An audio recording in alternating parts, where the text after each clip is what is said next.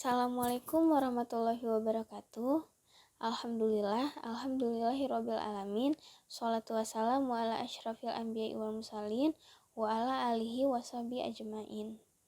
Pertama-tama, marilah sama-sama kita panjatkan puji syukur kita kehadirat Allah Subhanahu wa taala yang mana telah memberikan kita kesehatan di tengah pandemi Covid pada saat ini. Tak lupa pula salawat dan salam marilah kita hadiahkan ke pangkuan Nabi besar Muhammad SAW yang mana telah membawa kita dari alam jahiliyah ke alam Islamiyah. Terima kasih kepada dosen pembimbing dan penguji. Sebelumnya izinkan saya memperkenalkan diri terlebih dahulu. Nama saya Wan Natasha dari Prodi Arsitektur, jurusan Arsitektur dan Perencanaan, Fakultas Teknik Universitas Syakuala dengan NIM 160410 401 0044. Pada kesempatan kali ini saya akan mempresentasikan konsep rancangan tugas akhir saya dengan judul Stadion Renang Indoor di Banda Aceh dengan tema Arsitektur Biomorfik. Saya akan menjelaskan latar belakang kenapa saya membangun stadion renang indoor di Banda Aceh. Olahraga renang saat ini sangat banyak diminati oleh masyarakat. Selain untuk hobi, olahraga renang juga dapat dijadikan sebagai ajang pertunjukan bakat. Banyak event-event olahraga renang yang diselenggarakan nasional maupun daerah.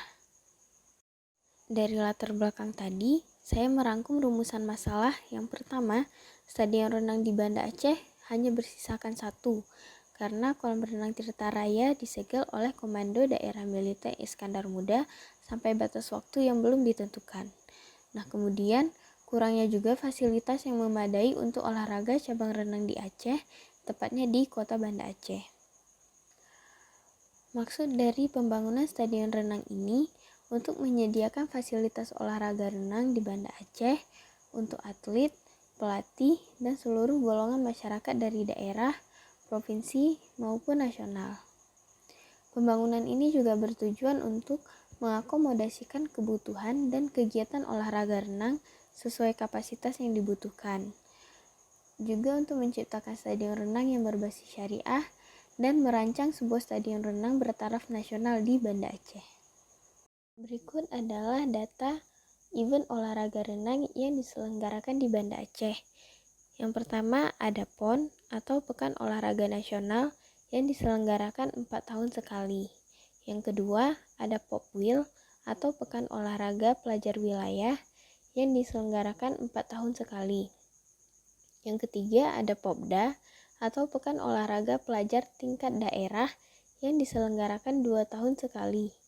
Yang keempat ada Popnas atau Pekan Olahraga Pelajar Tingkat Nasional yang diselenggarakan 2 tahun sekali juga. Untuk yang kelima, ada Kejurda atau kejuruan daerah yang diselenggarakan sesuai dari agenda daerah tersebut. Yang keenam, ada O2SN atau Olimpiade Olahraga Siswa Nasional yang diselenggarakan 1 tahun sekali.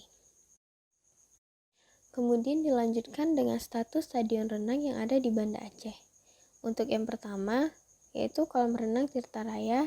Seperti yang kita tahu, untuk statusnya itu nonaktif. Nah, yang kedua, kolam renang milik TNI Angkatan Darat, Kodam Iskandar Muda di Batalion Infanteri Raider, itu statusnya aktif. Untuk data jumlah klub renang di kolam renang Tirta, yang pertama untuk tingkat TK itu ada 4 klub, untuk tingkat SD ada 22 klub, untuk tingkat SMP ada 5 klub, untuk tingkat SMA ada 15 klub, dan yang untuk umum ada sekitar 10 klub. Selanjutnya studi literatur.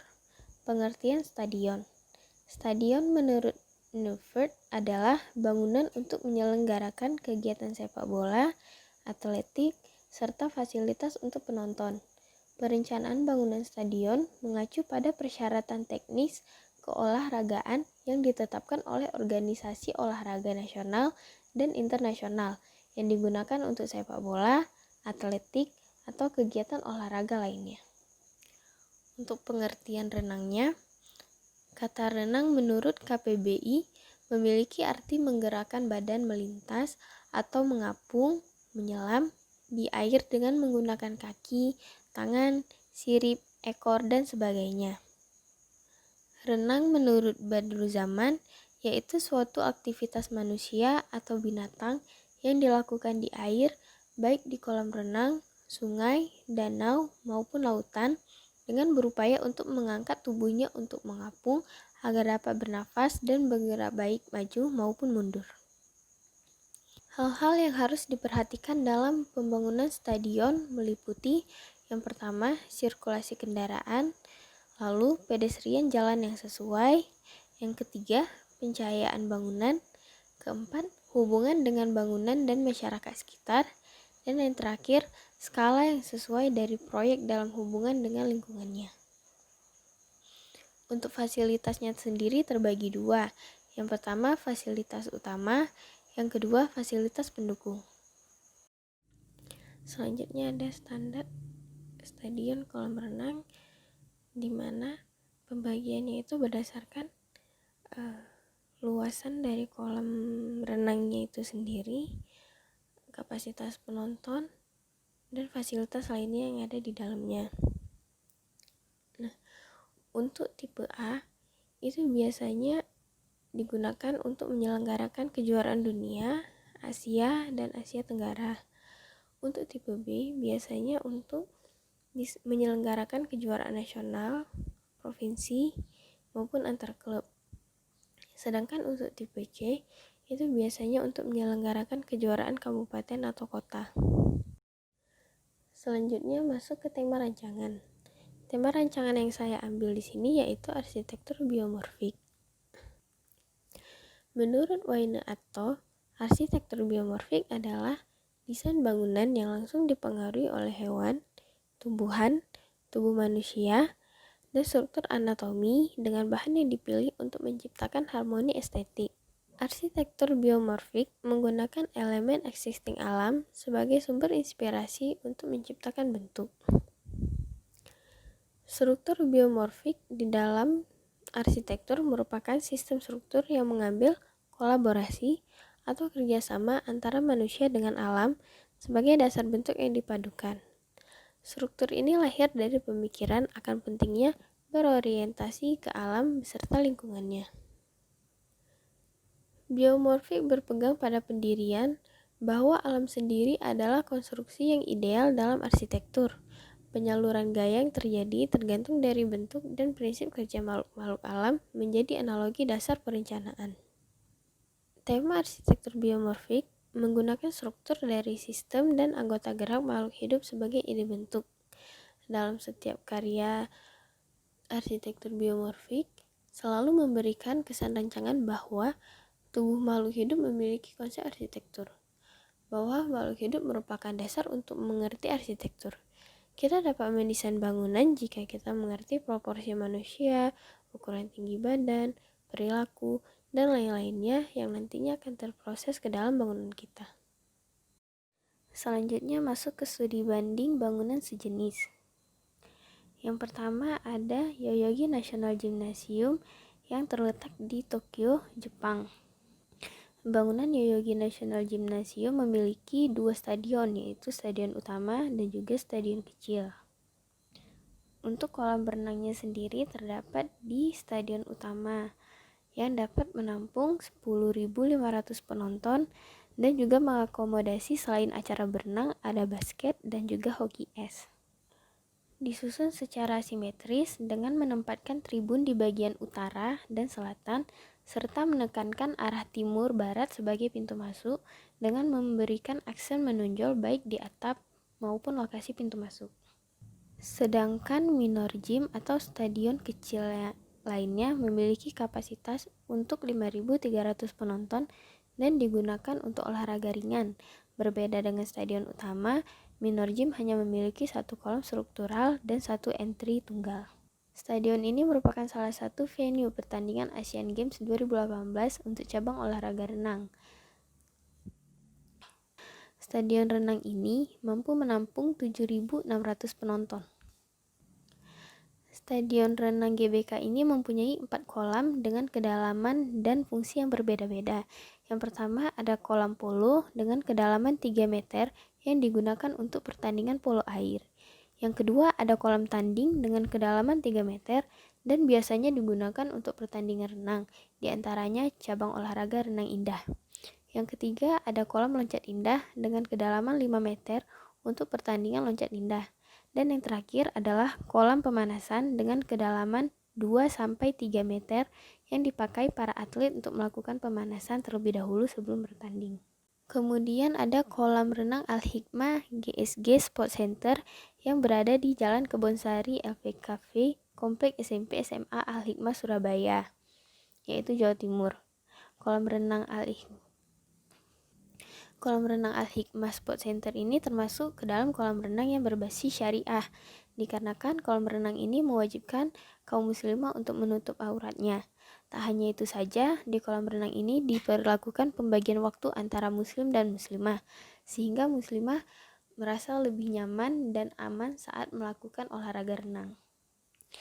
Untuk pembagian jadwal operasionalnya, yaitu Senin sampai Sabtu. Untuk yang muslimahnya itu dari jam 8 pagi sampai jam 12 siang.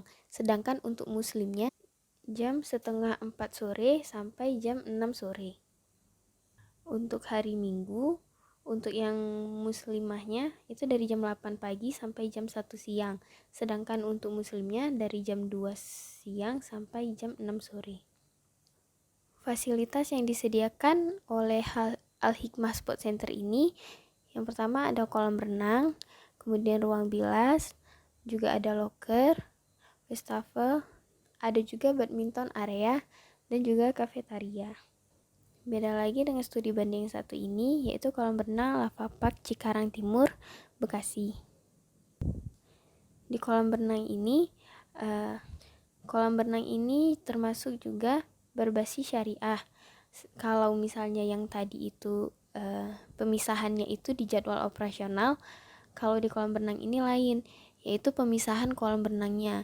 Jadi untuk kolam renang yang muslim dan muslimahnya itu dipisah oleh tembok, sehingga muslim dan muslimah tidak bercampur dan kaum muslimahnya tetap merasa aman dan nyaman saat melakukan olahraga renang.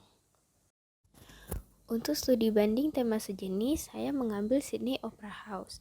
Gedung Opera Sydney ini terletak di Australia, yaitu dekat Sydney Harbour Bridge. Dengan pemandangan kedua bangunan ini menjadi ikon tersendiri bagi Australia. Bagi jutaan turis yang datang, gedung ini memiliki daya tarik dalam bentuknya yang seperti cangkang yang didesain oleh seorang arsitek dari Denmark yang bernama John Utzon dengan Structural Engineer of Group Partners. Untuk konsep bentukannya sendiri terinspirasi dari tumpukan kerang. Ia menegaskan bahwa bentuk ini sangat cocok untuk dibangun di sisi pantai. Prinsip desain gedung ini adalah untuk bertindak sebagai panduan untuk semua perubahan masa depan ke gedung dan membantu untuk memastikan integritas arsitektur bangunan dipertahankan. Struktur yang digunakan pada bangunan ini adalah struktur shells atau struktur cangkang. Struktur cangkang yang digunakan itu memiliki tinggi 60 meter yang merupakan atap pada bangunan Opera House itu sendiri. Selanjutnya analisa site. Lokasi site yang saya ambil untuk perancangan ini itu terletak di Jalan Sultan Malikul Saleh, Long Raya, Kota Banda Aceh, dengan luas lahan 30.400 meter persegi atau sekitar 3 hektar. Lokasi site berada pada pengembangan pusat kota pada peta RT RW Kota Banda Aceh. Lokasi site berada pada kawasan peruntukan pelayanan jasa, yaitu pusat pendidikan. Untuk existing site-nya sendiri, di bagian utara berbatasan dengan SMK Negeri 1 Banda Aceh, SMK Negeri 2 Banda Aceh, dan SMK Negeri 3 Banda Aceh. Bagian timurnya berbatasan dengan jalan raya, dan bagian selatan dan juga bagian barat itu berbatasan dengan perumahan warga.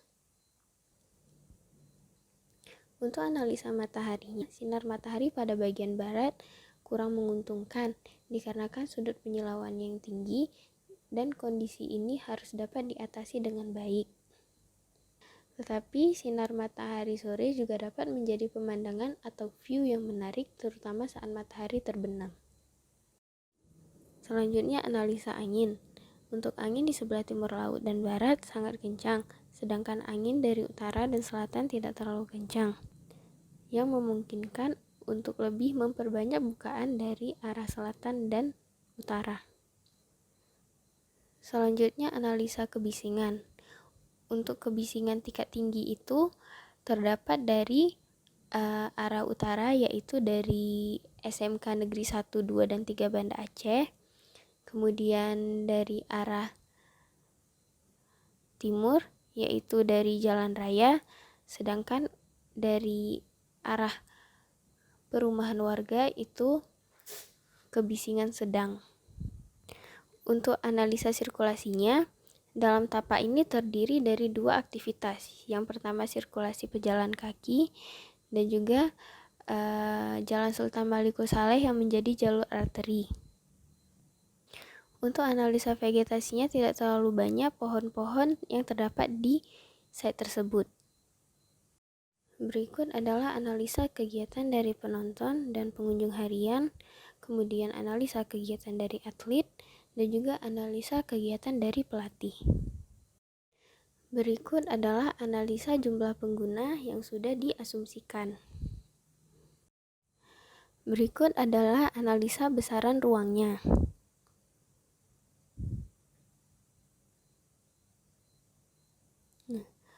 Untuk kebutuhan ruang berdasarkan kelompok ruangnya, yang pertama adalah kebutuhan ruang fasilitas utama, yaitu 4.377 meter persegi.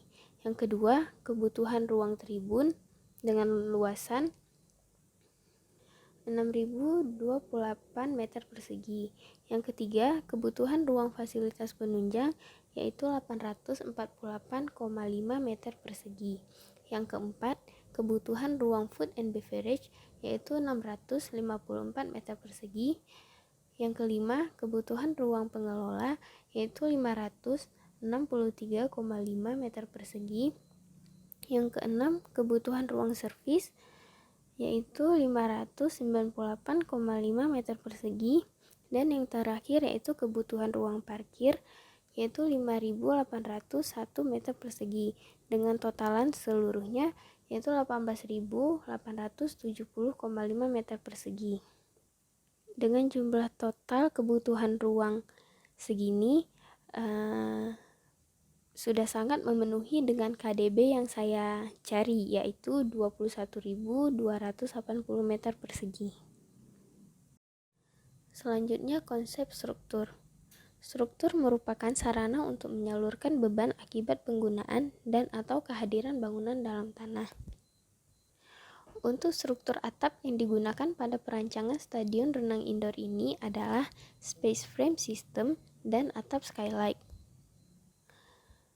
Space frame system adalah suatu sistem konstruksi rangka ruang dengan suatu sistem sambungan antara batang atau member satu sama lain yang menggunakan bola atau ball joint sebagai sendi penyambungan dalam bentuk modul-modul segitiga, sehingga space frame ini mudah untuk dipasang, dibentuk, dan dibongkar kembali, dan pelaksanaannya dapat dilakukan dengan cepat. Untuk kelebihan struktur space frame dalam sistem upper structure ini, yang pertama, memiliki kemampuan untuk mewadahi fungsi bangunan dengan bentang lebar. Yang kedua, tidak ada batasan dalam bentuk. Yang ketiga, konstruksi sangat ringan. Yang keempat, umur relatif panjang, sekitar 50-100 tahun. Yang kelima, dari segi estetik sangat menarik. Dan yang terakhir, strukturnya kuat, aman, dan mudah dalam pemasangan. Untuk struktur atap skylight sendiri memiliki beberapa karakteristik. Yang pertama, menggunakan bahan tembus cahaya. Kemudian, maksimalisasi pencahayaan alami. Dan yang terakhir, estetis. Kesimpulan analisa upper structure yaitu dengan menggunakan struktur space frame pada atap bangunan yang terbuat dari baja dapat bertahan lama dan mudah dalam pemasangan. Selain itu, dikombinasikan dengan skylight agar cahaya dapat masuk ke ruangan yang membutuhkan pencahayaan lebih. Kemudian masuk ke mid structure. Struktur bagian tengah yang direncanakan adalah menggunakan struktur rangka atau rigid frame. Karena bangunan yang direncanakan cenderung melebar dan memiliki dinding yang variatif guna merespon cahaya dan angin, selain itu mudah dan ekonomis. Struktur rangka atau rigid frame digunakan untuk memadukan konstruksi antar kolom sebagai unsur vertikal yang menyalurkan gaya beban menuju tanah, serta balok sebagai unsur horizontal yang memegang dan membagi gaya ke kolom.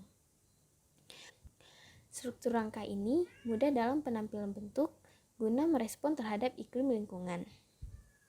Rigid frame ini juga dapat dikombinasikan dengan struktur lain, seperti yang sudah saya rencanakan di perancangan stadion renang ini.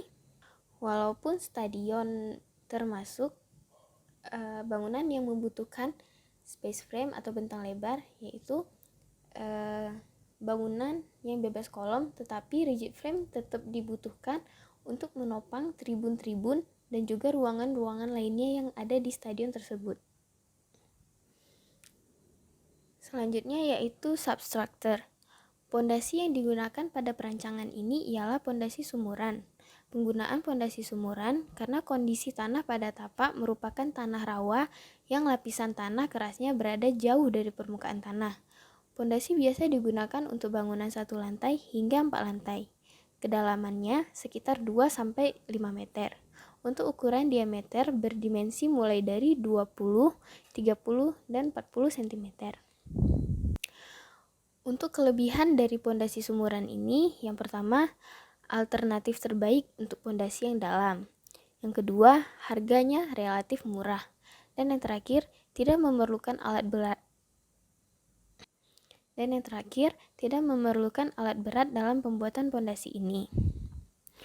Untuk kekurangannya sendiri, yang pertama, sensitif terhadap kepadatan tanah sekitar. Dan yang kedua, proses pemasangan pondasi ini dipengaruhi oleh cuaca. Kemudian masuk ke sistem utilitas air bersih. Sistem yang diterapkan pada bangunan ini adalah sistem downfeed yang mengandalkan gaya gravitasi dengan sumber air bersih dari PDAM dan juga sumber bor. Pada sistem ini, air dari sumber air ditampung terlebih dahulu di reservoir bawah, kemudian dipompa ke reservoir atas. Kemudian dari reservoir atas, baru air tersebut dialirkan ke lantai-lantai di bawahnya dengan sistem gravitasi. Air-air tersebut didistribusikan ke sprinkler atau hidran, ke ruang terbuka hijau, kolam renang, dan juga ruang dalam. Selanjutnya sistem utilitas air kotor. Sistem pembuangan air kotor adalah sistem pembuangan untuk air buangan yang berasal dari kloset, urinal, dan air buangan yang mengandung kotoran manusia dari alat plumbing lainnya. Dengan skema distribusinya yaitu distributor atau kloset, kemudian ke shaft, kemudian ke septic tank, lalu ke bak kontrol, lalu ke riol kota. Selanjutnya masuk ke sistem utilitas buangan. Sistem pembuangan air bekas adalah sistem pembuangan untuk air buangan yang berasal dari bad, shower, laundry, lavatory sink, dapur, dan lainnya.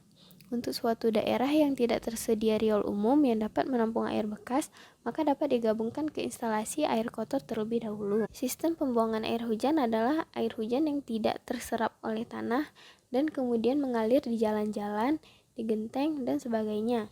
Limpasan air ini berbahaya karena mengandung polutan antara lain logam berat, bakteri, minyak dari tumpahan oli kendaraan, solid, dan nutrien. Untuk skema distribusinya sendiri yaitu dari wastafel, dapur, floor drain, kemudian dialirkan ke shaft, lalu ke bak kontrol, lalu ke sumur resapan. Sedangkan untuk air hujan itu dialirkan ke bak penampungan, lalu langsung ke sumur resapan. Kemudian untuk skema distribusi pengolahan limbah, yaitu limbah anorganik dan juga limbah organik dibuang ke tempat sampah sesuai jenisnya. Kemudian dari tempat sampah tersebut dibawa ke tempat pembuangan sementara. Dari tempat pembuangan sementara diangkut oleh truk pengangkut, kemudian dibawa ke tempat pembuangan akhir. Selanjutnya masuk ke sistem penanggulangan kebakaran.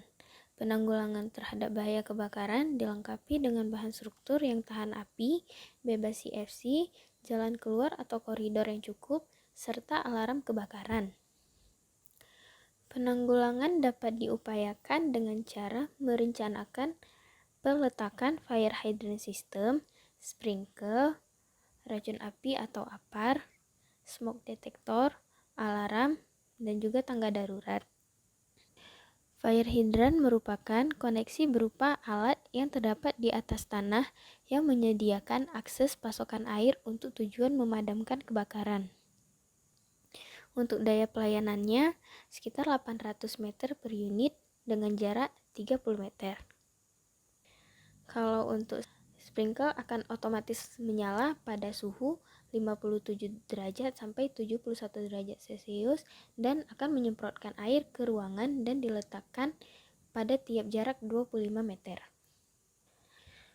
Untuk APAR itu disarankan untuk diletakkan pada dinding di setiap tempat yang populasinya padat dan harus mudah terlihat agar dapat dijangkau dengan cepat apabila ada kebakaran. Untuk smoke detector sendiri, dia akan mendeteksi asap kemudian mengkoneksikannya ke alarm kebakaran sehingga alarm kebakaran akan mendeteksi adanya bahaya dan kemudian berfungsi untuk memberikan informasi kepada orang-orang. Untuk tangga darurat, itu dilengkapi dengan handrail di kedua sisi sepanjang tangga dan bordes, sudut kemiringan maksimal 35 derajat sampai 40 derajat, dengan ketinggian tangga antara 17 cm sampai 19 cm, serta bahan tembok yang tahan api. Lebar tangga direncanakan mampu digunakan untuk 3 orang yang berjalan berdampingan. Selanjutnya, konsep utilitas jaringan listrik. Sumber listrik utama pada bangunan ini yaitu listrik yang berasal dari PLN yang didukung oleh genset. Hal ini dilakukan atas dasar pertimbangan apabila terjadi kerusakan pada pendistribusian listrik dari PLN, maka akan diganti dengan menggunakan genset. Selanjutnya konsep desain. Untuk yang pertama, zoning. Pada site gedung ini perlu dilakukan pembagian zoning menurut kebutuhan prosedur dan penggunaannya. Zoning ini juga membentuk sebuah alur sehingga pengguna gedung ini lebih mudah dalam mengakses antar ruang. Pembagian pada tapak berdasarkan batas-batas tapak yang ada serta kemudahan dalam mengakses tapak. Pada tapak terdapat beberapa area, antara lain publik, semi-publik, dan servis. Untuk yang publik meliputi area penerimaan atau drop-off, main hall, dan juga parkir.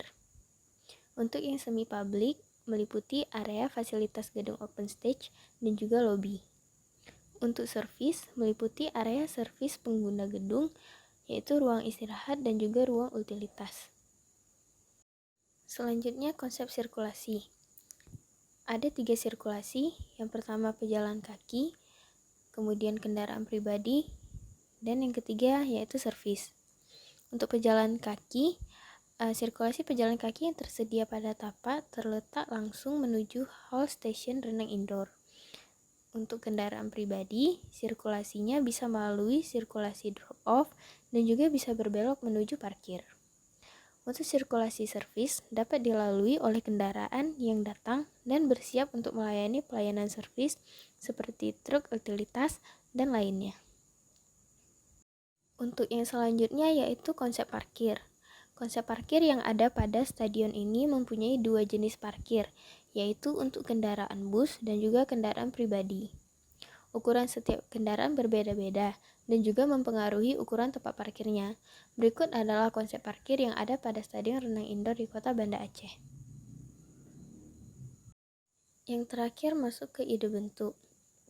Ide bentuk yang saya ambil untuk perancangan stadion renang ini terinspirasi dari cangkang keong yang kemudian ditransformasikan seperti pada gambar. Terima kasih atas waktunya, lebih dan kurang saya mohon maaf. Wabillahi taufiq wa hidayah. Wassalamualaikum warahmatullahi wabarakatuh.